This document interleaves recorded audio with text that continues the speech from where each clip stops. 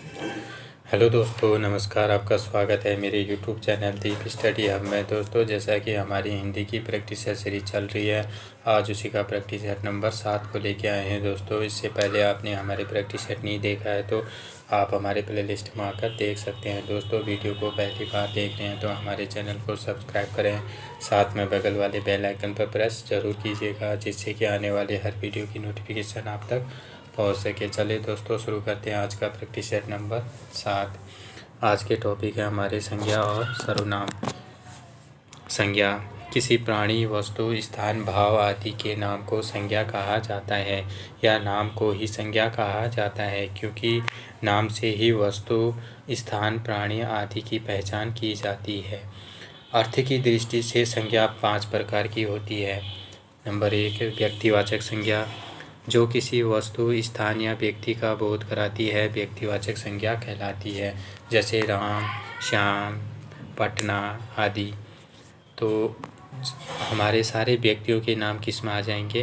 व्यक्तिवाचक संज्ञा के अंतर्गत आ जाएंगे। साथ ही देशों के नाम आ जाते हैं इसमें, सारे देशों के नाम। और इसमें नदियों के नाम आ जाएंगे, हमारे सारे नदियों के नाम जो हैं, गंगा, यमुना, सरस्वती, टोंस, काली। और दिनों के नाम आ जाएंगे, महीनों के नाम व्यक्तिवाचक के अंतर्गत ही आते हैं, गाँव के नाम और पहाड़ों के नाम, देशों के नाम, ये हो ही गया। तो ये हमारे किसके अंतर्गत आ जाएंगे? व्यक्तिवाचक संज्ञा के अंतर्गत। दूसरा है जातिवाचक संज्ञा, जो किसी जाति का बोध कराती है वह जातिवाचक संज्ञा कहलाता है। जैसे बालक, बालक, बालिका, मनुष्य, ये हमारे किसके अंतर्गत आ जाएंगे? जातिवाचक संज्ञा के अंतर्गत। तीसरा है समूहवाचक संज्ञा, जो संज्ञा किसी समुदाय का बोध कराती है वह समुदायवाचक संज्ञा कहलाती है। जैसे आयोग, परिवार, सभा, सेना आदि। चौथा है भाववाचक संज्ञा, किसी गुण, भाव, दशा का बोध कराने वाले संज्ञा को भाववाचक संज्ञा कहते हैं। जैसे क्रोध, मिठास, कालिमा आदि। पांचवा है द्रव्यवाचक संज्ञा, जिन संज्ञा शब्दों के किसी पदार्थ से बनी वस्तु का बोध होता है उसे द्रव्यवाचक संज्ञा कहा जाता है। जैसे तांबा, सोना, धुआं आदि। चलिए देखते हैं इससे रिलेटेड आज के क्वेश्चन। स्त्रीत्व शब्द में कौन सी संज्ञा है? ए जातिवाचक संज्ञा, बी व्यक्तिवाचक संज्ञा, सी भाववाचक संज्ञा, डी द्रव्यवाचक संज्ञा। इसका सही आंसर हो जाएगा ऑप्शन नंबर सी, भाववाचक संज्ञा। स्त्रीत्व में हमारी कौन सी संज्ञा आ जाएगी? भाववाचक। अगला क्वेश्चन, संज्ञा का प्रकार नहीं है। व्यक्तिवाचक, बी जातिवाचक, सी देशवाचक, डी भाववाचक। अभी हमने देखा था संज्ञा की व्यक्तिवाचक भी था, जातिवाचक भी था, भाववाचक भी था और ये देशवाचक नहीं था। इसलिए इसका सही आंसर हो जाएगा ऑप्शन नंबर सी, देशवाचक। अगला क्वेश्चन, भाववाचक संज्ञा के अंतर्गत आते हैं ए पशु पक्षी आदि, बी गुण दोष आदि, सी दिशाएं आदि, डी आभूषण आदि। इसका सही आंसर हो जाएगा ऑप्शन नंबर बी, गुण दोष आदि। अगला क्वेश्चन, राष्ट्र की भाववाचक संज्ञा है। ए राष्ट्रीय, बी राष्ट्रीय, सी स्वराष्ट्र, डी राष्ट्रीयता। तो राष्ट्र की भाववाचक संज्ञा क्या कहलाएगी? राष्ट्रीयता। ऑप्शन नंबर डी, राष्ट्रीयता।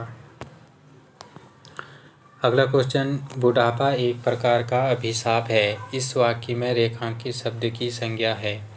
ए जातिवाचक, बी व्यक्तिवाचक, सी भाववाचक, डी इनमें से कोई नहीं। इसका सही आंसर हो जाएगा ऑप्शन नंबर सी, भाववाचक।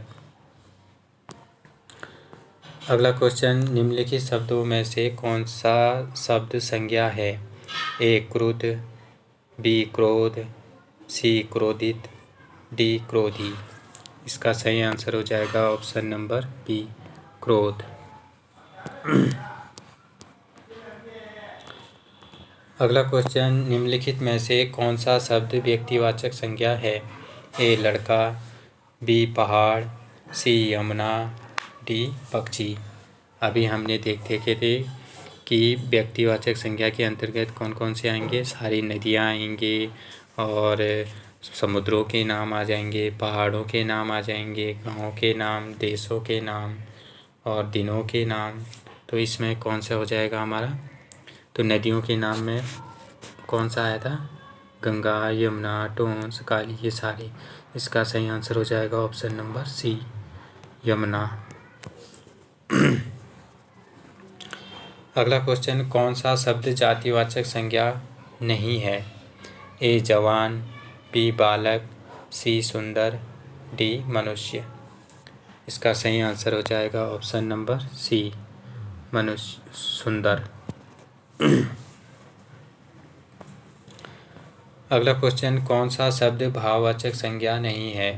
ए मिठाई, बी चतुराई, सी लड़ाई, डी उतराई। इसका सही आंसर हो जाएगा ऑप्शन नंबर ए, मिठाई। अगला क्वेश्चन, जातिवाचक संज्ञा है? ए आम, बी नदी, सी श्याम, डी दुख। इसका सही आंसर हो जाएगा ऑप्शन नंबर बी, नदी। अगला क्वेश्चन, वे संज्ञा शब्द जो किसी गुण, दोष अथवा भाव का बोध कराते हैं कहलाते हैं? ए व्यक्तिवाचक संज्ञा, बी भाववाचक संज्ञा, सी द्रव्यवाचक संज्ञा, डी जातिवाचक संज्ञा। इसका सही आंसर हो जाएगा ऑप्शन नंबर बी, भाववाचक संज्ञा। अगला क्वेश्चन, चोर किस संज्ञा का उदाहरण है? ए जातिवाचक संज्ञा, बी भाववाचक संज्ञा, सी समूहवाचक संज्ञा, डी व्यक्तिवाचक संज्ञा। इसका सही आंसर हो जाएगा ऑप्शन नंबर ए, जातिवाचक संज्ञा। अगला क्वेश्चन, मित्रता किस संज्ञा का उदाहरण है? ए भाववाचक, बी जातिवाचक, सी समूहवाचक, डी द्रव्यवाचक। इसका सही आंसर हो जाएगा ऑप्शन नंबर ए, भाववाचक। अगला क्वेश्चन, निम्नलिखित में भाववाचक संज्ञा कौन सी है? ए शत्रुता, बी वीर, सी मनुष्य, डी गुरु। इसका सही आंसर हो जाएगा ऑप्शन नंबर ए, शत्रुता। अगला क्वेश्चन, राम की लंबाई कम है। यहाँ लंबाई किस प्रकार की संज्ञा का उदाहरण है? ए व्यक्तिवाचक, बी जातिवाचक, सी भाववाचक, डी समूहवाचक। इसका सही आंसर हो जाएगा ऑप्शन नंबर सी, भाववाचक। अगला क्वेश्चन, विशेषण से कौन सी भाववाचक संज्ञा बनी है? ए स्वास्थ्य, बी अपनत्व, सी मनुष्यत्व, डी विदत। इसका सही आंसर हो जाएगा ऑप्शन नंबर ए, स्वास्थ्य। अगला क्वेश्चन, निम्नलिखित में से कौन व्यक्तिवाचक संज्ञा शब्द नहीं है? ए पटना, बी रामायण, सी औरत, डी गंगा। इसका सही आंसर हो जाएगा ऑप्शन नंबर सी, औरत। चलिए देखते हैं अब सर्वनाम। सर्वनाम जो शब्द संज्ञा के स्थान पर प्रयुक्त किए जाते हैं उन्हें सर्वनाम कहा जाता है। यह शब्द सभी व्यक्तियों के लिए प्रयुक्त किए जाते हैं। सर्वनाम 6 प्रकार के होते हैं। नंबर 1, पुरुषवाचक सर्वनाम। जो सर्वनाम स्त्री एवं पुरुषों के नाम के बदले आते हैं वह पुरुषवाचक सर्वनाम कहलाते हैं। यह सर्वनाम 3 प्रकार के होते हैं। कौन कौन से? उत्तम पुरुष, मध्यम पुरुष, अन्य पुरुष। दूसरा है निश्चयवाचक सर्वनाम। जिन शब्दों के निकट या दूर के व्यक्ति व वस्तुओं के निश्चयात्मक संकेत व्यक्त किए जाते हैं उसे निश्चयवाचक सर्वनाम कहा जाता है, जैसे वह, यह, वे, ये आदि।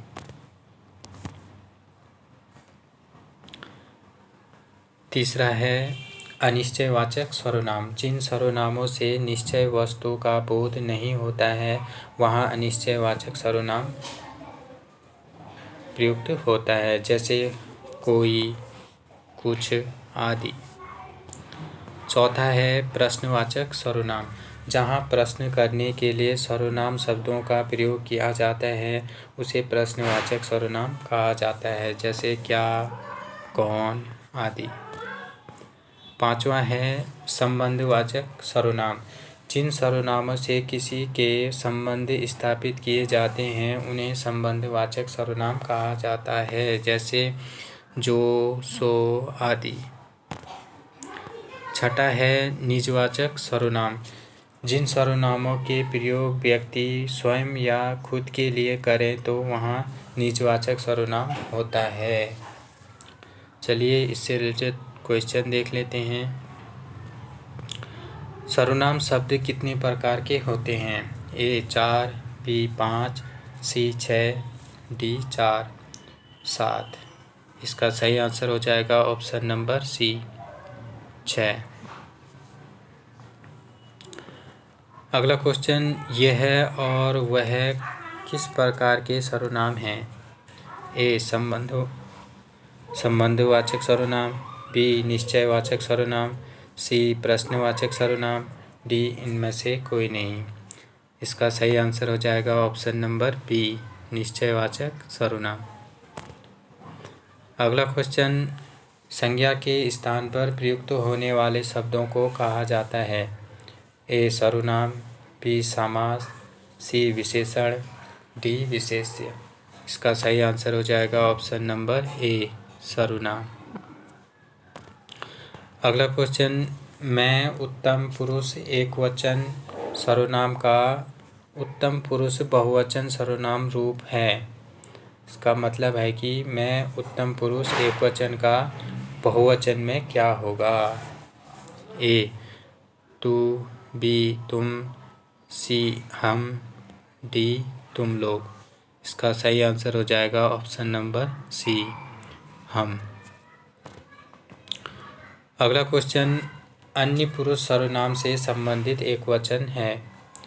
ए वह, बी वे, सी दोनों, डी दोनों गलत। इसका सही आंसर हो जाएगा ऑप्शन नंबर ए वह। ये वह क्या हो जाएगा? अन्य पुरुष का एकवचन में। चलिए दोस्तों आज का सेशन यहीं समाप्त होता है, फिर मिलते हैं अगले प्रैक्टिस सेट में। थैंक यू दोस्तों, थैंक यू सो मच।